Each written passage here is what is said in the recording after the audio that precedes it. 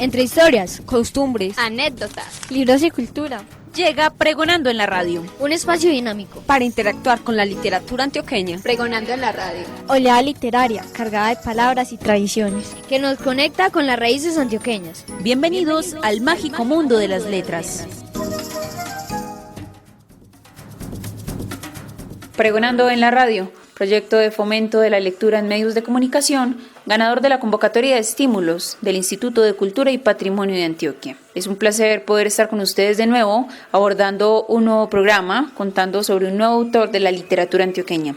Mi nombre es Patricia Orozco y quiero darle la bienvenida a mi compañero de sed, mi compañero de sesión de grabación, quien es uno de los pregoneros de este proyecto. Hola, es un placer tenerlos aquí con nosotros. Mi nombre es Cristian Dávila Rojas y como ya dijo Patricia, soy uno de los pregoneros que estará con ustedes en el día de hoy. Muy bien, Cristian. Hoy vamos a hablar de un autor actual, contemporáneo, que está 100% activo en la realidad nacional. ¿De quién se trata? El autor que abarcaremos hoy es Héctor Abad Faciolince, un autor muy reconocido de Antioquia, que escribe, como tú ya dijiste, actualmente muchas de sus novelas y libros. Tiene un género literario incierto y es un autor que da mucho de qué decir. Pues bien, además tenemos un invitado muy especial que repite programa, conocidísimo de la casa. ¿De quién se trata? El invitado de este programa es el profesor León Rojas. Claro que sí, y vamos a tener por supuesto nuestra editorial, las sesiones respectivas y que hemos planeado para este ejercicio de promoción de lectura. Bienvenidos y bienvenidas, esperamos que les guste. Las opiniones y el contexto de la cultura y literatura antioqueña en un solo lugar. Conocimos al ruiseñor de la selva, conversador de los buenos, como dirían por ahí, cantor, bromista y risueño. Su poder era la palabra, que salía directa desde la garganta, con los sonidos de una guitarra al aire para perderse en lo invisible. No supimos entender como debíamos la importancia actual de la oralidad. No logramos aún descifrar los caminos que unen las historias narradas con nuestra cultura letrada. Quienes somos generación siglo XX, nos criamos entre conversaciones sobre mitos y leyendas, con refranes y trabalenguas en los patios de las casas familiares. Si nos encontramos con otras personas provenientes de otros territorios, vamos a entender cuán rico es nuestro pasado dialógico. Somos buenos conservadores en esta Antioquia.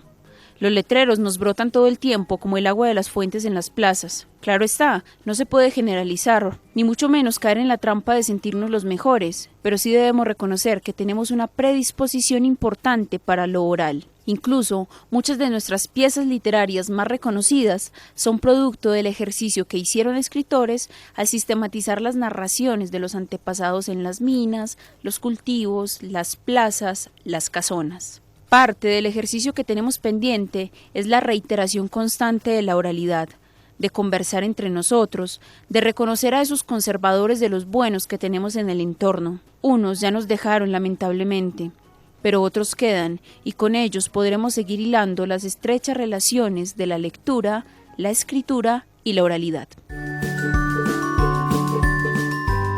Te traemos el autor y un fragmento de una de sus obras literarias.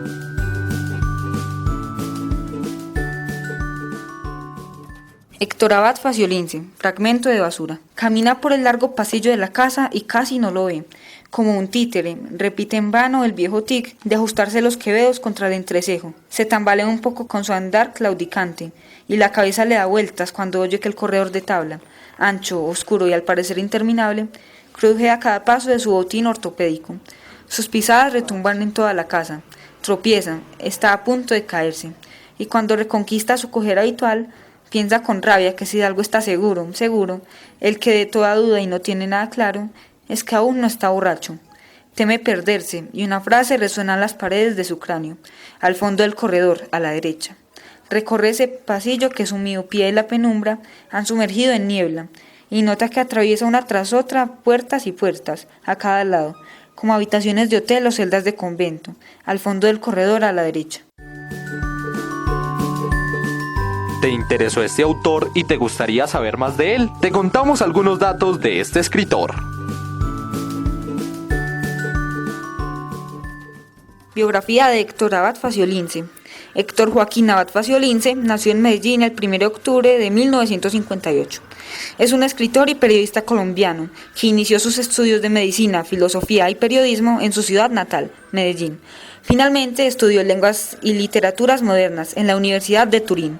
Se desempeñó como columnista en la revista Semana hasta abril de 2008 y a partir de mayo de ese mismo año se integró a la hora diario El Espectador como columnista y asesor editorial.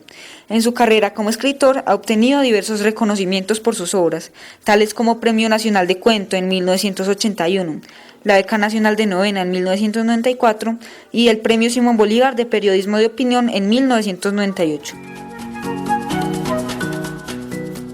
Nos iniciamos con Héctor Abad, es Fragmentos de Amor Furtivo, que es una de las novelas más serias de él y tal vez la primera más seria, que ya ahora es una película. Este año se hizo la película basada en el libro de él. Entonces digamos que sí, que de Héctor hemos estado así como muy cerquita y sabemos su escritura. Ya los detalles de la familia él los cuenta en el libro El olvido que seremos, y ahí se detiene obligado a contarnos cómo fue ese comienzo familiar de él.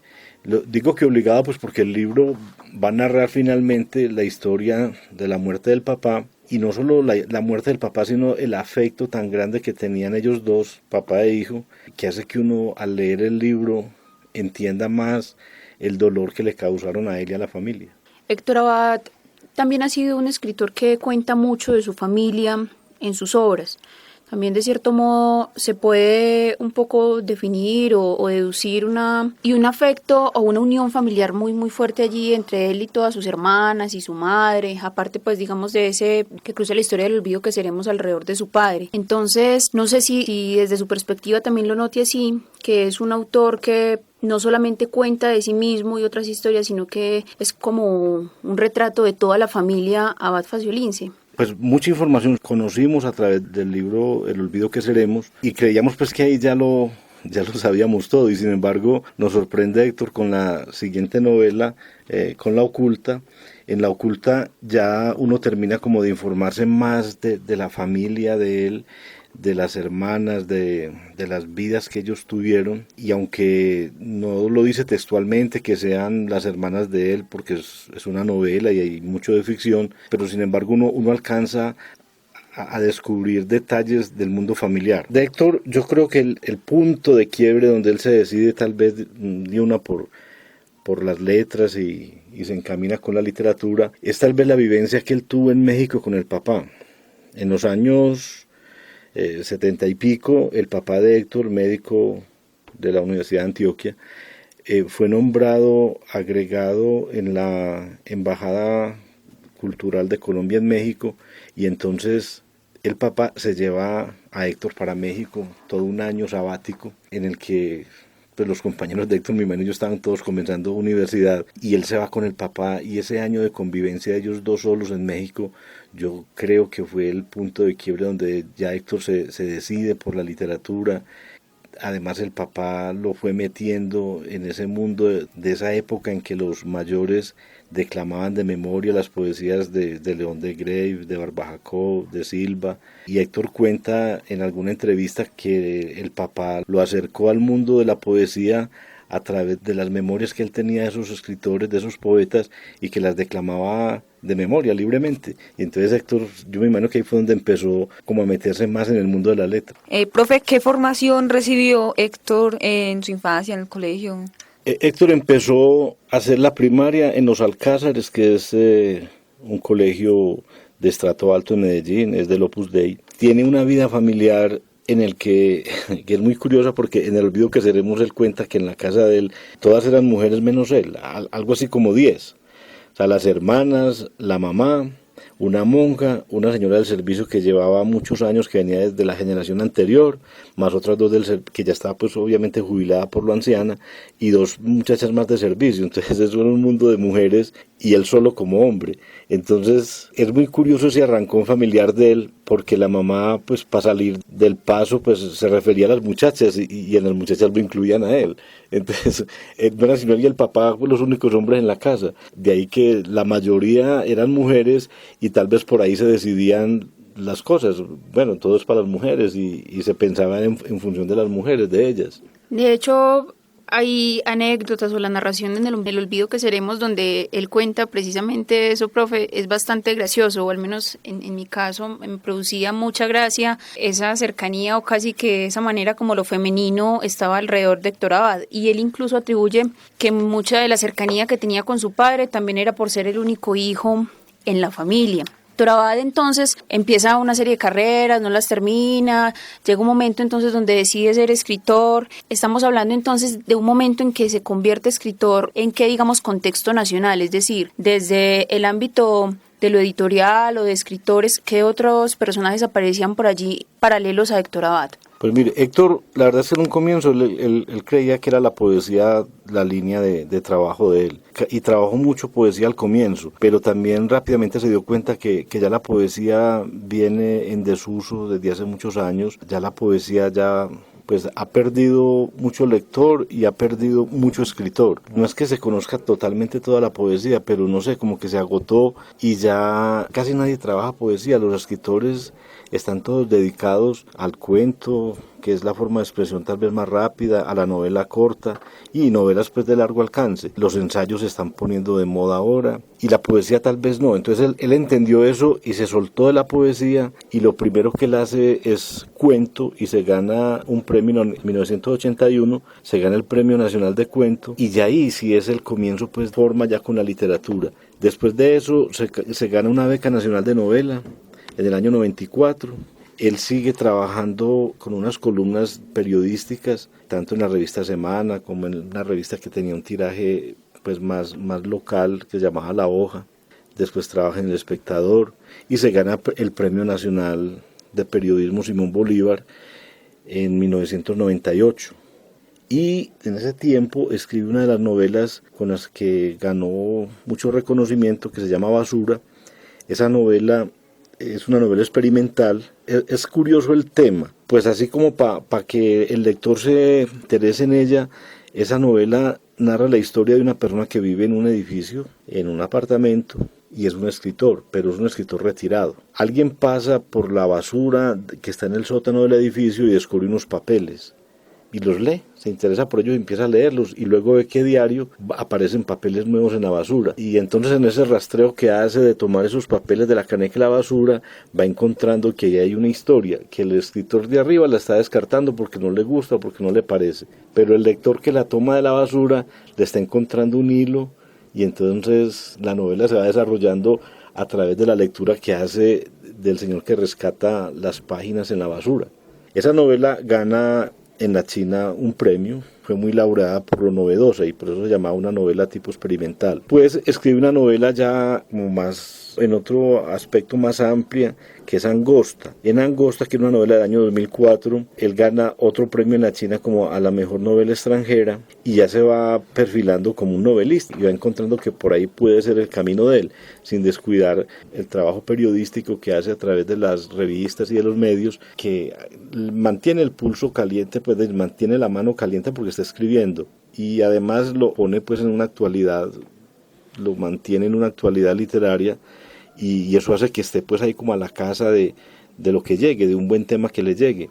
Después de la muerte del papá, pues eso parte de la vida de él en dos, porque él tiene que salir, se va a vivir a España en ese mismo año, y comienza ya un trabajo de exilio. Tal vez en la otra entrevista ya hemos hablado que el exilio, ojalá pues que sea un exilio voluntario, es necesario para un escritor encontrarse con los temas con los que va a trabajar. Es difícil escribir una novela sobre un tema en el que uno está parado, donde uno está en la rutina del día a día y encontrándose con los amigos. No hay esa distancia que da el exilio permite que usted haga un trabajo de recordar, y recordar es pasar otra vez por el corazón los eventos, las memorias, y ahí donde las filtra y donde las puede poner en limpio y donde se puede concentrar más. Y entonces yo he notado que grandes escritores han hecho sus obras poniendo cierta distancia del sitio donde viven normalmente, y en el exterior o en el extranjero o en el exilio, sea forzoso o voluntario,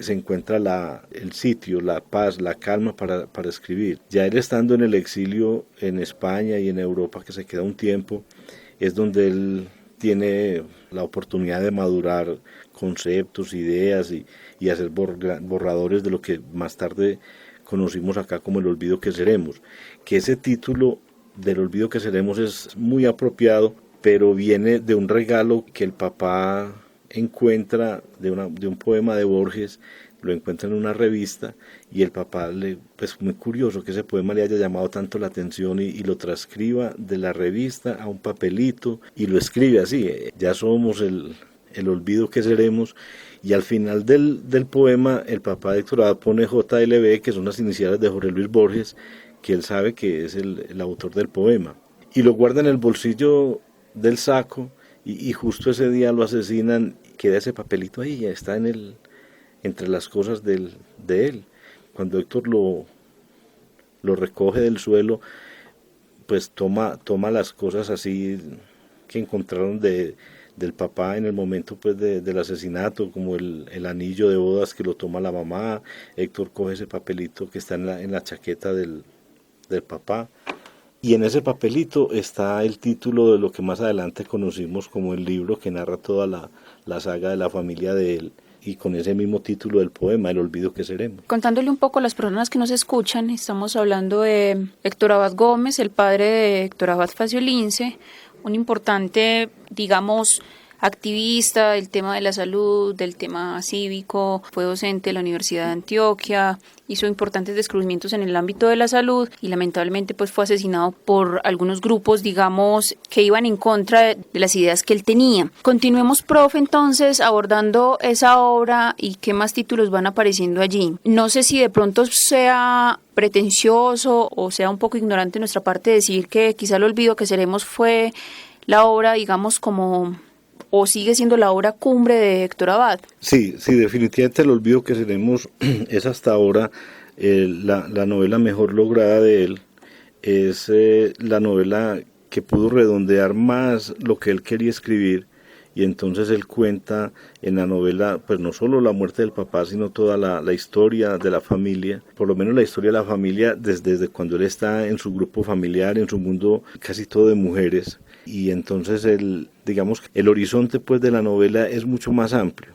Y uno creería que hasta ahí conocimos pues todo lo de la familia de Héctor Abad. Sin embargo, en la siguiente novela, o más adelante cuando escribe La oculta, entonces ya Héctor ya no se va a la infancia de él ni a la vida cotidiana y familiar con sus hermanas, sino que se remonta al comienzo del apellido Abad, que en un principio no era Abad sino Abadi. Ellos se cree que eran judíos que salieron de España. El registro que él encontró en una búsqueda que él hizo por la genealogía del apellido Abad, él descubrió que el primer Abad que llegó fue por los lados de 1770 y pico a Santa Fe de Antioquia, venía de España. El testamento que él dejó al fallecer en lo que ahorita pues es Santa Fe de Antioquia, hablaba del apellido, en un comienzo era como Santángel, y después quedó Ángel, y el Abadi también, que era el otro apellido, lo terminaron llamando como Abad. Pero había que entender pues que para esas épocas los judíos habían tenido que cambiar a veces de nombre porque estaban perseguidos pues por el rey de España, y entonces ellos, para los que se quisieron quedar, entonces llamaron a los judíos conversos, o los marranos o marranas que llamaban, y los otros migraron pues de España, y entonces al migrar cambiaban de apellido y buscaban otro horizonte, y por eso vinieron a buscar estas tierras con el comercio, con su mundo pues de financiero y económico que hacían los judíos, de comprar y vender cosas y fiarlas por todas las veredas, y ellos son los que traen pues el comercio más a nivel de poblaciones pequeñas, ¿cierto? Traen de las grandes ciudades y el retal lo venden en las veredas. Esa forma de vender fiado se la debemos a los judíos, y por eso el antioqueño tiene en sus raíces tanta influencia de los judíos. Entonces de ahí que conocimos en La oculta la historia del apellido Abad, del primero que llega a Santa Fe de Antioquia, que después unos descendientes de él van al Retiro, y del Retiro llega alguien y les dice que hay unas tierras baldías en la zona del Cauca, entre lo que ahora es Puente Iglesias y Pintada. Era una extensión de terreno grandísima, muy amplia, cogía toda la orilla izquierda del río Cauca hasta la zona fría alta de la montaña. Esas tierras eran unos baldíos que el Estado se los dio a dos familias inicialmente por allá en los años posteriores a la independencia, 1800 y pico, unas familias Echeverry, creo que eran Echeverry y Santa María. Esas familias se hicieron a esos baldíos porque ellos tenían unos almacenes en el Medellín de esa época, y en la guerra de independencia el ejército patrio pues necesitaba uniformes, herramientas, armas, fundiciones, y entonces estos señores le fiaron al gobierno apostándole a que si ganaba la guerra, la ganaban los criollos, pues pagarían, pero que si perdían la guerra ellos perderían todo. Entonces el gobierno, en mano, pues en la voz de generales que eran los que tomaban esas decisiones, los mandaban los soldaditos allá al almacén de Santa María y Echeverría que pidieran uniformes, telas, materiales de guerra, de intendencia que llaman, y les daban unos vales, y esos vales los fueron acumulando y eran muy famosos en el Medellín de esa época porque todo el mundo decía que tener vales de un estado que todavía no era estado, sino que era un comienzo, era una revolución, era una guerra que estaba apenas en comienzo y no se sabía si iban a ganar o no, y finalmente al ganar, el Estado, claro, al final no tiene con qué pagarle a ellos, entonces les dice, vea, yo tengo unos baldíos, unas tierras, y entonces con eso le compro esos bonos que ustedes tienen. Y ahí es la historia de esa zona del Cauca, donde está el Cauca Viejo, de lo que ahora pues es Tarso, Támesis, Jericó, Valparaíso. Esas tierras las toma el Estado Nuevo después de que le gana la guerra a España y ya lo vende o lo da en concesión. A estos señores se los entregó en pago de las deudas de guerra que tenía con ellos. Y entonces ya los herederos de esos, Santa María y Echeverry, van al retiro buscando personas que quieran trabajar esas tierras. Muchos les dan unas tierras regaladas a cambio de que ellos trabajen unos días a la semana abriéndole a ellos toda esa selva, ¿cierto? Ese es el compromiso. Les damos una tierra para que vivan, hagan su casa, pero ustedes trabajan con nosotros y nos ayudan a abrir una selva que hay allá, y ellos le pagaban, ¿cierto? Entonces así es como nacen esas fincas grandes del Cauca, que tienen todos los climas. Comienza desde el clima caliente al lado del río y tiene clima frío en la parte alta.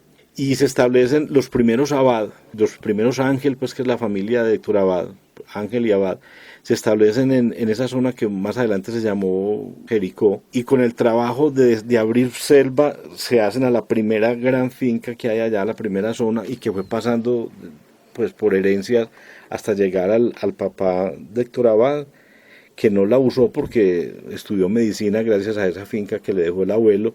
Entonces pudo estudiar medicina, lo que no pudieron hacer los otros tíos de él y el papá del mismo Héctor Abad Gómez. Esa finca, esa historia la cuenta en La Oculta desde ese comienzo que yo les estoy contando a ustedes, y se viene hasta los días de ahora, hasta que esa finca queda convertida en una parcela. O sea, se viene desde un globo enorme de tierra y termina en una parcelita pequeña que es finalmente la casa que le queda a la familia Abad Faciolince. Bueno, profe, ¿qué es lo que hace que la obra de este escritor sea tan importante, tan reconocida?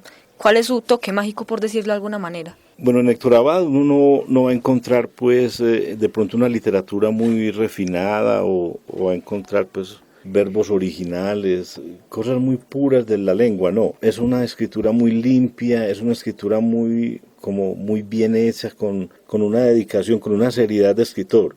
Entonces, el comienzo pues de la vida de él, que es con cuentos, con poesía, después pasa a novela, y entonces, tanto en Angosta como en Basura, va perfilándose un escritor de oficio. Ya después, con la muerte del papá y con el exilio de él, ya Héctor ya se mete más en forma, más en serio con ese mundo familiar, y hace El olvido que seremos, y hace La Oculta, que es tal vez del olvido que seremos, La Oculta es la novela de pronto de más trascendencia, porque ganó mucho reconocimiento como escritor. Son historias familiares en todas. De pronto en Fragmentos de amor furtivo sí vuela un poquito más con la imaginación y hace una escritura más libre, diría yo, toma como ese aire de Las mil y una noches, y entonces la ubicación de Fragmentos de amor furtivo es en la ciudad de Medellín, en el Medellín violento pues de los años 80, 90, con sus bombas y eso, y entonces una protagonista muy al estilo de ese cuento de Las mil y una noches empieza a contarle cuentos eróticos a su enamorado, pero no termina, sino que le cuenta un cuento esta noche y mañana seguirá con otro, y él tal vez estaba pensando en dejarla, pero se liga con ella esperando con qué historia va a salir al día siguiente, y la Susana protagonista del libro, lo va encarretando cada noche con un cuento diferente para que no salgan al Medellín peligroso de bombas y bala que hay por fuera. Entonces se encierran en la casa en las noches mientras afuera retumban esas bombas y ellos se aman, y ella empieza a contarles la historia de la vida sexual de ella, de los amantes que tuvo antes de él, y a recrear las mejores escenas que ella tuvo con esos amantes. Y entonces, claro, eso al nuevo enamorado, eso lo irrita, lo llena de celos, pero tampoco se quiere desligar de ella porque quiere saber qué sigue, ¿cierto? Y esa es la historia de Fragmentos, que ahora ya es una novela, una película. Cuando menciona película, es inevitable no acordarme, digamos, del reciente documental que viene publicándose por allí, alrededor también de la misma historia de el padre de Héctor Abad Gómez. Pero antes de llegar hasta allá, yo creo que hay otro material y hay otros ejercicios de escritura también de Héctor Abad, después de la última novela que referenciamos y después, digamos, de ese éxito del olvido que seremos en 2005. ¿Qué otras cosas encontramos años allí después? En la escritura del olvido que seremos, como Héctor Abad toma para el libro el título del poema de Borges, se desató una controversia sobre si sí o no ese poema era de Borges, porque los estudiosos de la obra de Borges no encontraron en ninguna de las antologías de Borges esa poesía. Entonces, al no encontrarla y al buscar la heredera, pues, que es María Kodama, la heredera de todos los títulos de Borges, ella tampoco reconoció ese poema como de Borges, no figuraba en el inventario. Uh-huh.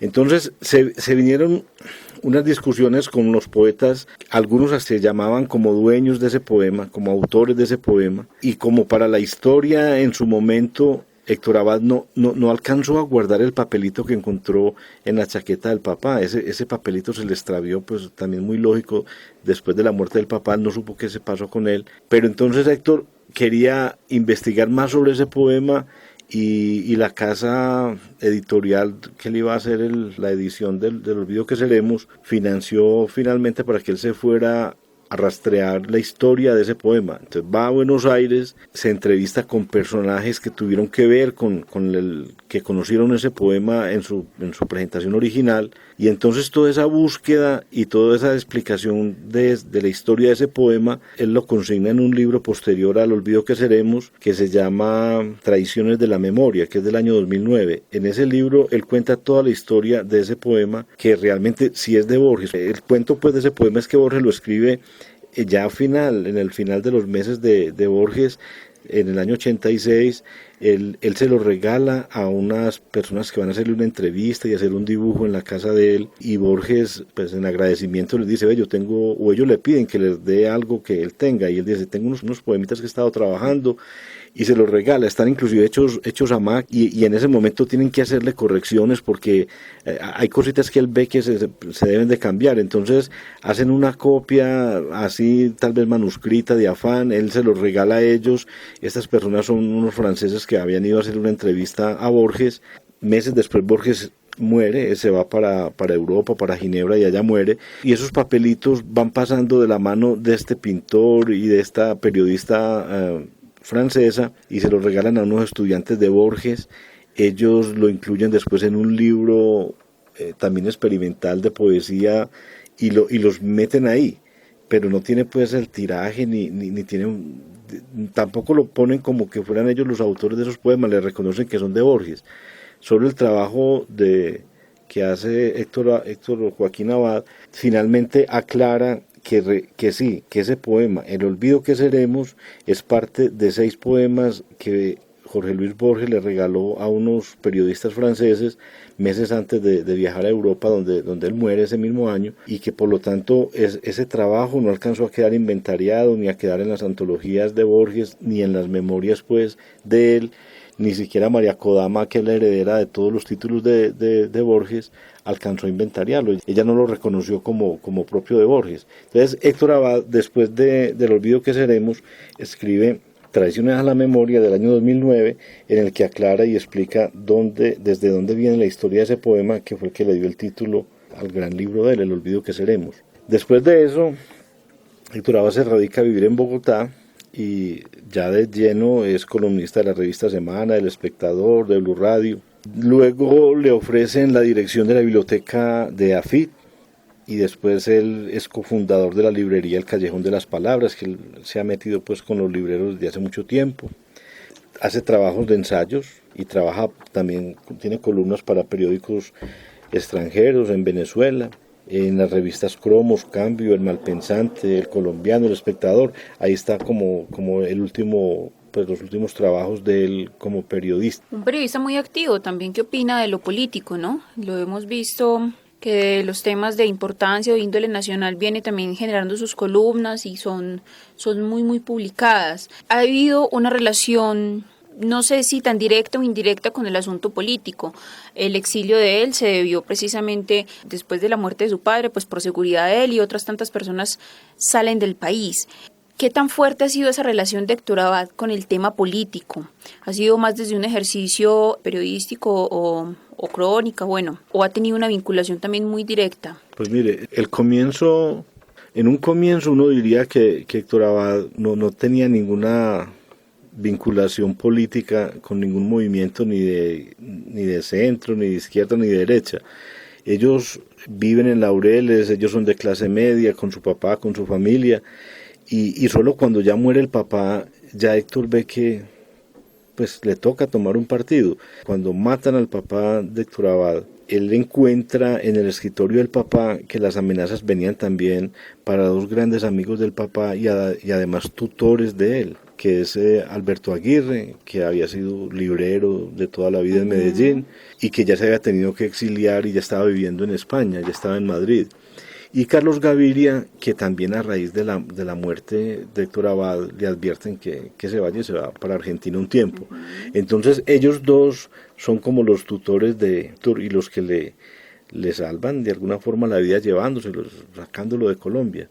Las amenazas pues venían también para él. Y yo creo que tal vez la decisión o la posición política de Héctor comienza ahí. Es una extrema derecha que está acabando con todas las personas para esa época de izquierda o con ideas socialistas, y yo me imagino que es donde él tiene que tomar una posición política que a lo mejor ni le gustaría a él. Yo en entrevistas que le he visto a él, que le preguntan que si él es de izquierda o derecha, él dice que no, que nada de eso, que a él le tocó con la muerte del papá tomar una posición y ahí se quedó, ¿cierto? Hagamos un resumen de las obras de Héctor Abad como desde un punto de vista así cronológico para que nos quede como más balanceadita la entrevista. La primera obra de él entonces es un libro de cuentos que lo trabaja en la Universidad de Antioquia, que se llama Malos Pensamientos, y es del año 1991. Luego de eso escribe Asuntos de un Hidalgo Disoluto, que es del año 94.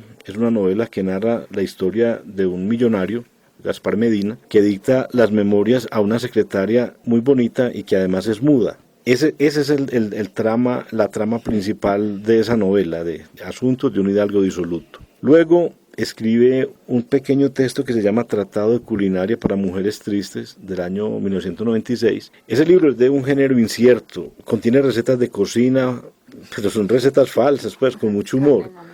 Yo tengo el libro y la verdad es que no está muy claro cuál es el género de ese libro, pero bueno, son páginas que puede uno decir que es un escritor en ciernes que está buscando unas líneas y no sabe todavía por cuál línea decidirse, entonces queda como unos ensayos que él hace con esas páginas. Después de eso entonces escribe Fragmentos de Amor Furtivo, que es lo que hemos hablado, que ya ahora es una película del año 98, que es la historia pues de dos amantes que se encierran en la casa mientras las bombas estallan en Medellín. Es una novela erótica y que ya ahora pues es una película con actrices y actores nacionales. Después escribe Palabras Sueltas en el año 2002, luego hace un libro, texto que se llama Oriente empieza en el Cairo, del año 2004, que es un libro de viajes, es una narración sobre viajes por el Oriente. Después ya se decide escribir El olvido que seremos, que es del año 2005, que pasó mucho tiempo sin que él hubiera querido volver sobre ese tema, pues por el dolor obviamente que le causaba recordar toda la muerte del papá. Luego escribe El amanecer de un marido en el año 2008, que son los años de convivencia y el tedio que llega a las personas en una relación. Después de eso está Traiciones a la memoria, que es como la búsqueda, la explicación de que él hace del olvido que seremos, del título del poema, como lo encuentra él de Borges en México, que es del año 2009. y luego ya se dedica, o actualmente está más dedicado a la actividad periodística, en el trabajo pues de columnista de varias revistas, de Cromos, Cambio, El Malpensante, tiene columna en El Colombiano, en El Espectador, en periódicos extranjeros, y el trabajo que le está haciendo ahorita con la biblioteca EAFIT, que es el director, y con la librería El Callejón de las Palabras. ¿Significa que ya está en Medellín de nuevo? Sí, ya está en Medellín de nuevo con lo de AFIT y con lo de la librería, y por lo que se sigue escribiendo, sigue haciendo sus cosas. Ya habíamos contado una anécdota aquí en la entrevista pasada de Vallejo, que ya él se había separado de la primera señora con la que tuvo pues una familia, y ahora tiene otra esposa, y no sabemos con qué nos irá a sorprender más adelante, pero sabemos que ya está en su oficio de escritor. En la sección de El Recomendado u otras obras que nacen a partir del autor, pues vamos a profundizar también en el documental que hace la hermana propiamente, pero donde él también participa, que se llama Carta a una sombra, y que viene recientemente rodando por muchos festivales, y que pues hace también, digamos, un acercamiento por allí a la familia Abad Faciolince.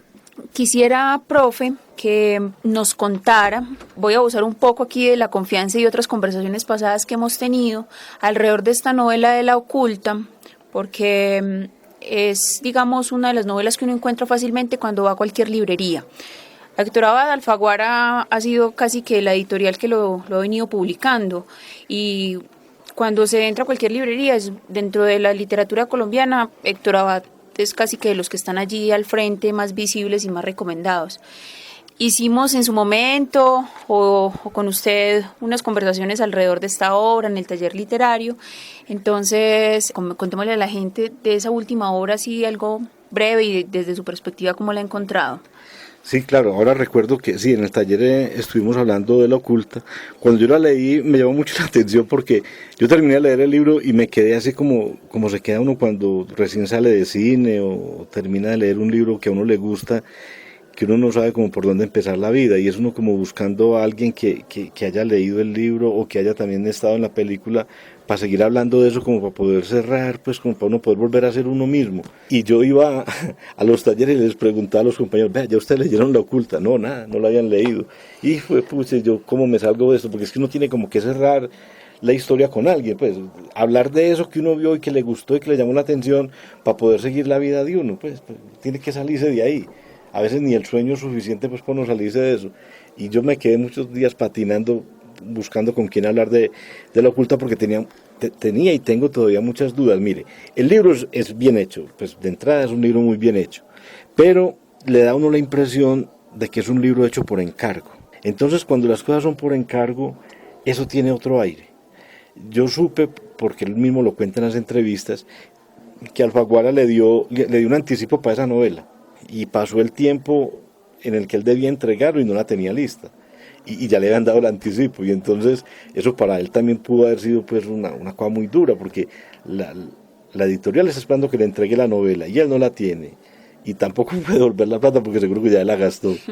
Y entonces empieza a meterle la mano a la novela a mucha gente, porque entonces ya le llegan asesores, le llegan ayudas, y entonces uno ve que de pronto la novela había que terminarla como fuera, y entonces en las últimas páginas uno nota la premura del escritor, y de pronto ya uno nota que son páginas ya muy livianas, que ya son como decía ahorita, novelas hechas por encargo. Entonces yo me imagino un editor pidiéndole a uno, vea, pero ponga ahí entonces una historia de una mujer que es muy guapa, que es muy bonita, y entonces que le toca esto, que la van a matar y que se salva, y que tiene un hijo y no se casa, y que después se vuelve lesbiana. Pues como muy forzado. Yo noté como que al final ese personaje se salía del libro, y yo no tuve con quién hablar como para preguntarle, eso sí es creíble, ese personaje de Eva en esa novela, pues por todo lo que le sucedió, porque es que uno sabe que en el mundo de la mujer pues ocurren muchas cosas, pero es que a esta le pasaron demasiadas. Entonces uno sí notó que fue muy ferrocarrileado ese texto al final, sin demeritar ese trabajo de investigación que él hace en el comienzo del libro, cuando descubre toda la historia del apellido Abad, toda la historia de la finca, porque pues el libro trata de una finca, pero es que este hombre se va desde antes, cuando esa finca era una selva cerrada, llena de animales y alimañas, y entonces se viene desde ese punto impenetrable de esa selva hasta lo que es ahora una gran urbanización. Entonces ahí hay un trabajo, digamos, de investigación muy serio de él que es muy loable. Ya el tratamiento de los tres personajes principales, pues de Eva, de Antonio, que es como el alter ego de él, y de la otra hermana, de Pilar, pues no sé, eso ya tiene como otra cosa, uno le nota como ese horizonte verbal muy igual, o sea, los tres hablan y uno no siente como que está hablando una mujer, sino un hombre, pues que está hablando el narrador, ¿cierto? Entonces, pues, no sé. ¿Y si encontró finalmente con quién conversarla o todavía no? No, todavía no. Y pues me gustaría hasta hablar con él, ¿cierto? Porque yo le he escuchado en las entrevistas que él se sintió muy apenado y pide disculpas con la editorial porque se demoró mucho tiempo para entregarla. Es más, es que este trabajo es muy antiguo. Él había empezado La Oculta en notas muy anteriores y lo había abandonado porque no le veía como un final. Pues no sabía cómo rematar esa historia y la había suspendido. Y después la retomó y finalmente la terminó, pero no sé, le queda a uno como la duda de que pudo haber sido mejor y que la premura lo obligó a salirse pues ya de esa historia, entregar eso como para cumplir, ¿cierto? Ya con esta pregunta yo cierro mi participación para que Cristian continúe. Usted también nos tiene un fragmentico que nos quiere compartir. Y ya para cerrar este tema de La Oculta, hay una cierta presión también que ejercen las editoriales alrededor de la producción literaria, precisamente porque son industrias culturales y tienen que sobrevivir de alguna manera. A Alfaguara, esta Oculta sí le ha representado buenas ventas, buenas cifras. Sí, parece que comercialmente es un éxito, es decir, y el mismo Héctor comercialmente es un éxito, o sea, el tipo como escritor es exitoso, como columnista es exitoso, pero sí, lo que usted dice es la moda de ahora que ha cambiado mucho.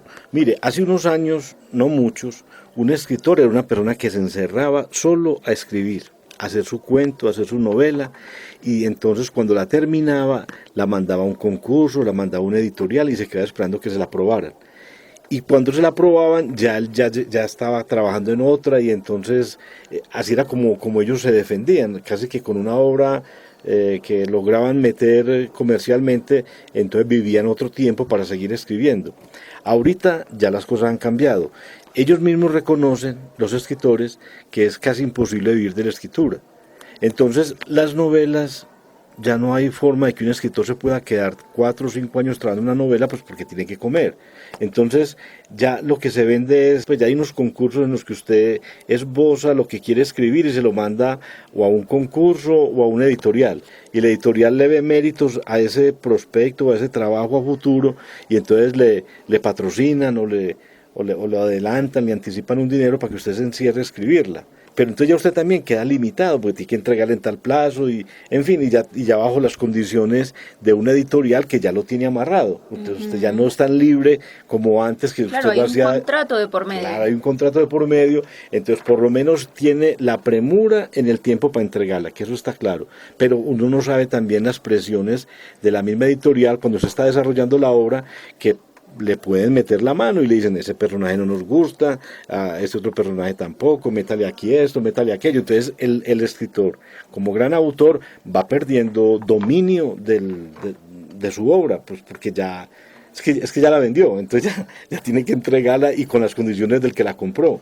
Entonces sí, digamos que ha cambiado mucho el trabajo de un escritor, ha cambiado. En otras épocas pues era más duro, pero por lo menos el escritor era libre en su trabajo y era dueño todo el tiempo de su obra. Ahora desde que va a empezar ya la tiene hipotecada. Bueno, profe, si algún oyente en este momento se siente interesado por la obra de Héctor Abad, ¿qué libro le recomendaría a usted de él, qué novela y por qué? Para empezar con Héctor, yo creo que el Fragmentos de amor furtivo puede ser un buen comienzo, por ahí empecé yo. Es muy buena la novela, es una novela que se lee con agrado porque tiene humor, porque tiene escenas muy eróticas, porque además es un tema que es controversial, pues, ¿cierto? Lo de los celos, lo del mundo de la infidelidad y todo esto. Entonces, esa novela a pesar de que está contada con una base pues del Medellín violento de los años 80-90 que todos queremos olvidar, el mundo de las bombas y el narcotráfico, pues se rescata una obra erótica para un tiempo tan duro. Entonces yo, un lector que esté comenzando por conocer a Héctor Abad, le diría que con Fragmentos de Amor Furtivo, que ya ahora que es película puede hacer las dos miradas, la mirada de la película y la mirada del libro, es como la puerta de entrada. Yo después de eso le recomendaría El olvido que seremos, porque es que es de una ternura. El olvido que seremos es un libro, es que es el mundo como rutinario de los años 60, 70, las familias paisas, con todas sus cosas, porque Héctor es muy honesto en la escritura de ese libro, y él cuenta detalles familiares, cosas que hasta después los mismos protagonistas del libro le han pedido a él que para qué metió tal cosa, que para qué habló de tal cosa, pues porque él desnuda a la familia ahí, ¿cierto? Con sus vicios y con sus méritos y con sus equivocaciones.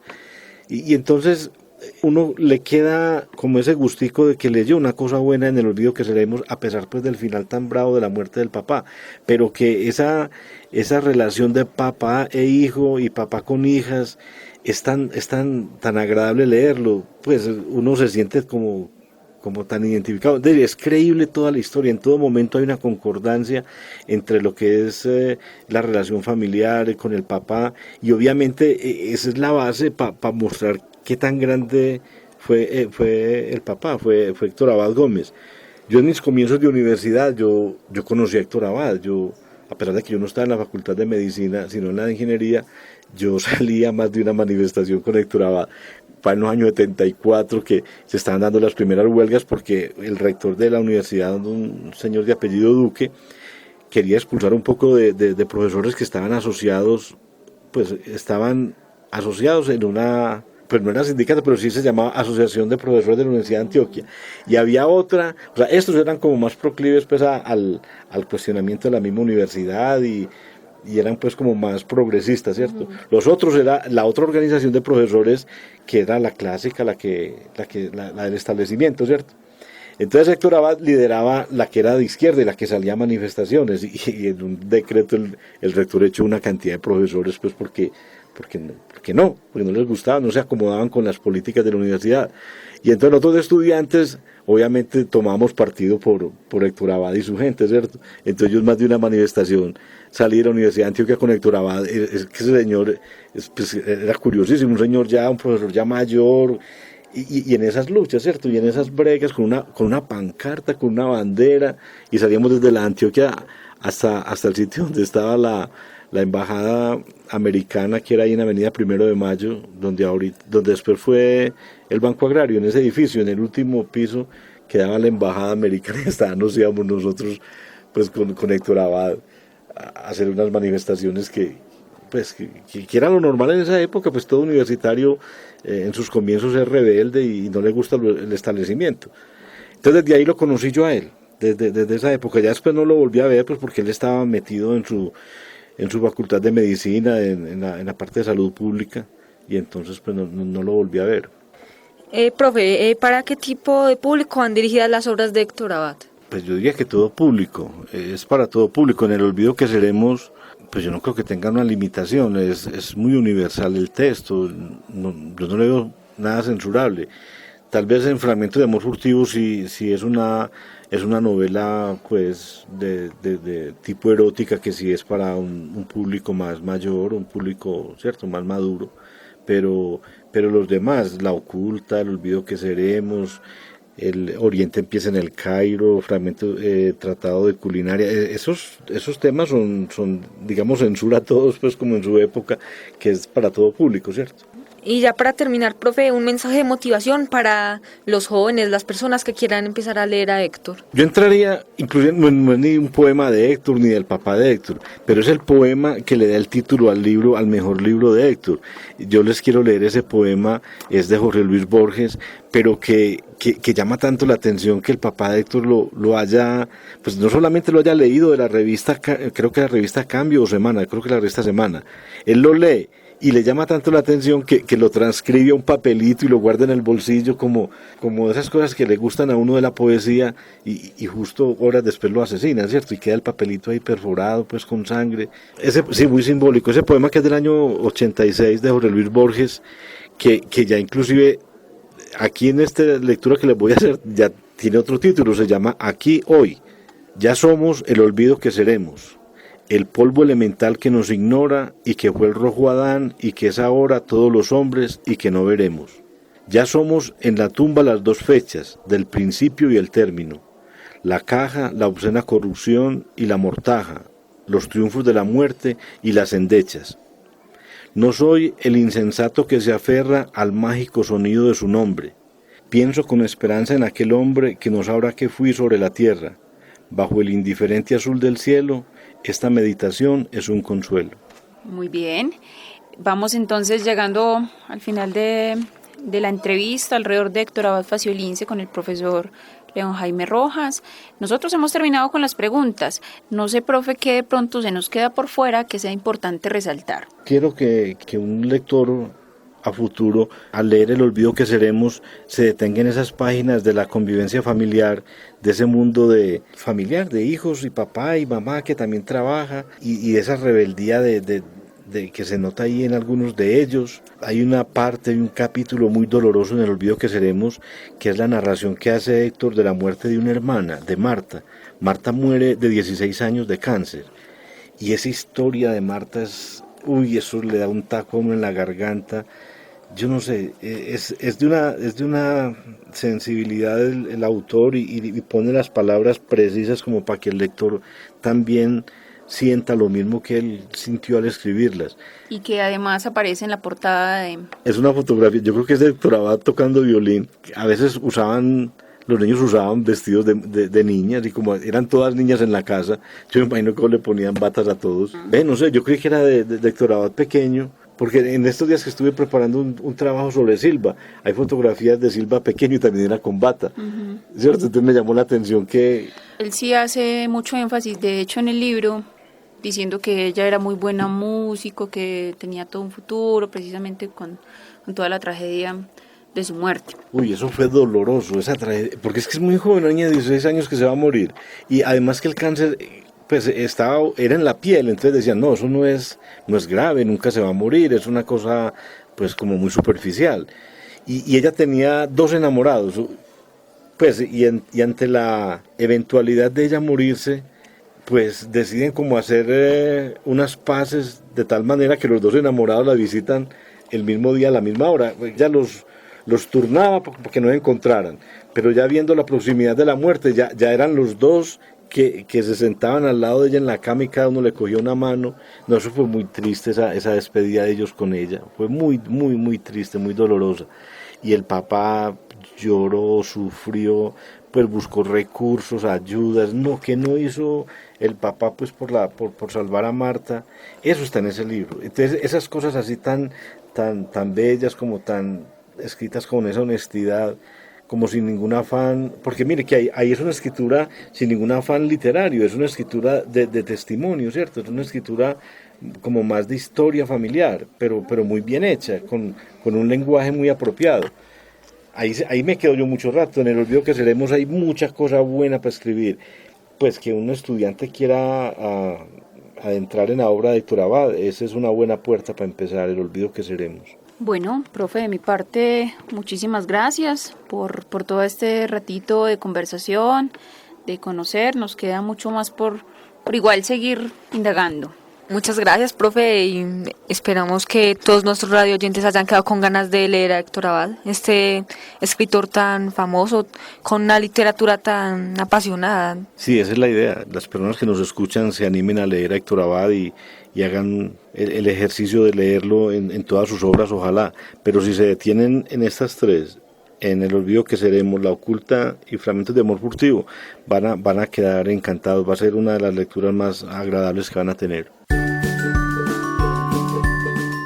Películas, obras de teatro, documentales y otras producciones artísticas a partir de esta obra.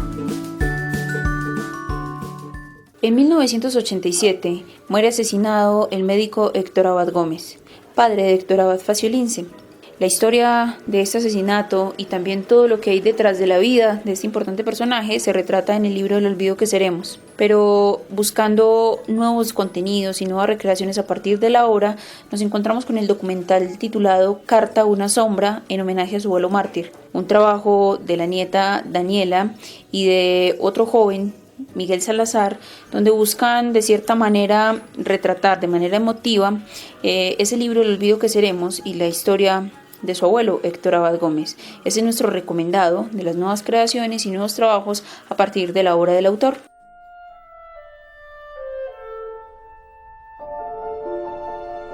Mi padre era un médico especializado en salud pública. No he querido nunca la violencia, yo soy médico, quiero la vida, quiero la salud y por lo tanto los derechos humanos que son a la libertad, a la justicia y a la paz. Fue una persona que se dedicó toda la vida a lo que más vida salva en el campo de la medicina, que es la prevención. Al final de su vida se dedicó más a la política y a los derechos humanos. Doctor Héctor Abad Gómez, ¿cuál es la filosofía de la Marcha del Silencio? Es simplemente hacer una protesta pública y llamar la atención sobre los numerosos desaparecidos en Colombia.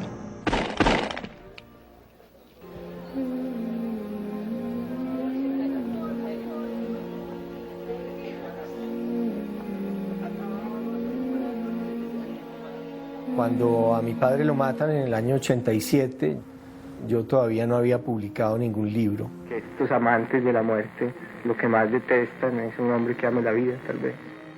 Con el tiempo me di cuenta de que la historia de la vida de él y la historia de su muerte, yo las tenía que contar. Mi papá levanta la vista y ve la cara malévola del asesino, ve los fogonazos que salen del cañón de la pistola, oye al mismo tiempo los tiros y siente que un golpe en el pecho lo derriba.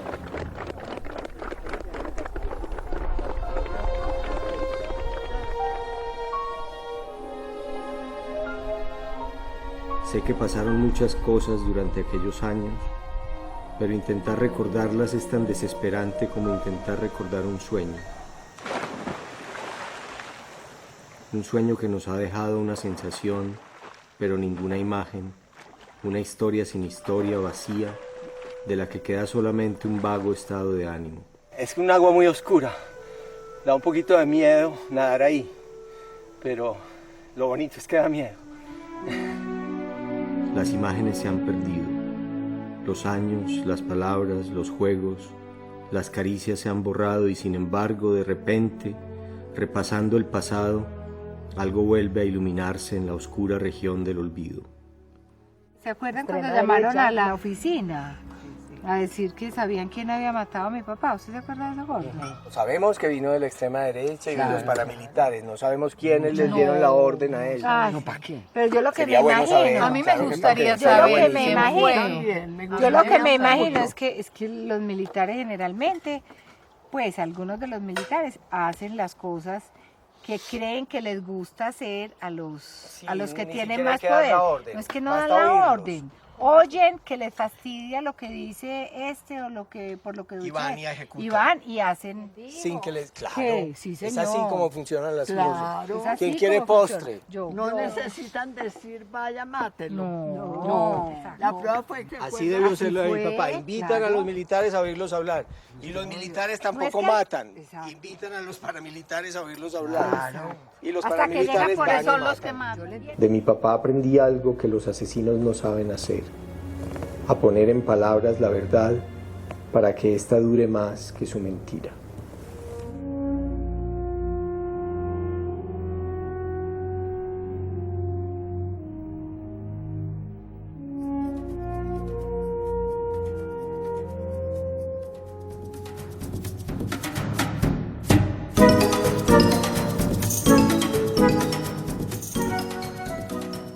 Bueno, y hemos llegado al final de este programa. Ha sido un placer tenerlos aquí con nosotros.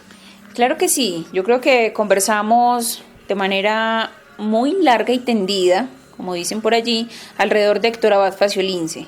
Muchísimas gracias al profesor León Jaime Rojas, a ti Cristian por ponerte también en la tarea de investigar y de leernos el fragmento y de la biografía, y por supuesto al Instituto de Cultura y Patrimonio de Antioquia, que hace posible que Pregonando en la Radio sea una realidad. Les queda la motivación, la invitación a leer a Héctor Abad Faciolince, y bueno, no sé Cristian, ¿qué podemos agregar allí ya para terminar y darle la despedida al programa? Pues yo creo que ya todo está dicho en la entrevista, en las diferentes secciones, y solo espero que hayan quedado con el gusto de leer a Héctor Abad Faciolince. Pregonando en la Radio. Un viaje por el mundo de la literatura antioqueña. Diálogos para continuar llenando mundos de sentido. Pregoneros somos y en el camino nos encontramos.